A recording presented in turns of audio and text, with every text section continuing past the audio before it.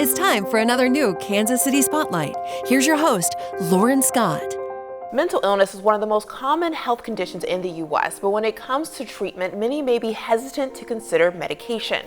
I'm Lauren Scott, your host for Kansas City Spotlight, and today I'm joined by Dr. Josna Adama from KVC Hospitals to address some common medicine misconceptions. Hi, Dr. Adama, how are you doing today? Good, how are you? I'm doing fantastic. So I want to ask you, how can medication help with mental illness, and why may some people be hesitant to try it?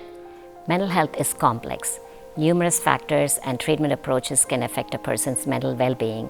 Psychiatric medications specifically can improve a person's quality of life by stabilizing their mood, relieving anxiety, reducing impulsivity, improving attention span.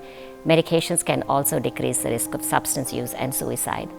There is a lot of stigma around seeking help for mental illness and the use of medications. Some misconceptions include that medications are for weak people who cannot take care of themselves, but that is so far from truth. Yeah. When a person is willing to ask for help, that really shows a lot of strength.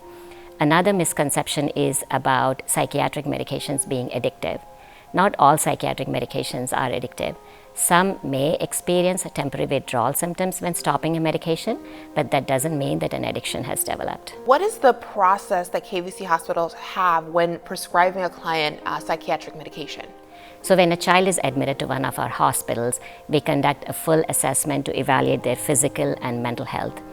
Then we create an individualized treatment plan for each child. Medications are prescribed only if clinically necessary.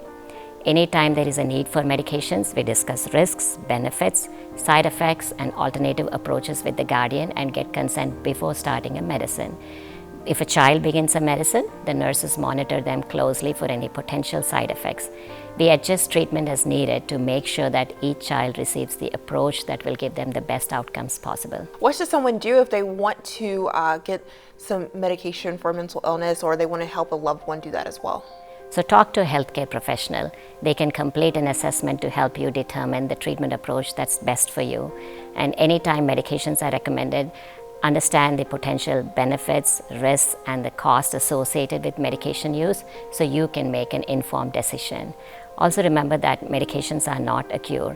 They often help the most when they're part of an overall treatment program that includes counseling and active lifestyle changes like meditation, exercise. So for more information, please visit our website. All right, well, thank you so much for being here with us today. Thank you.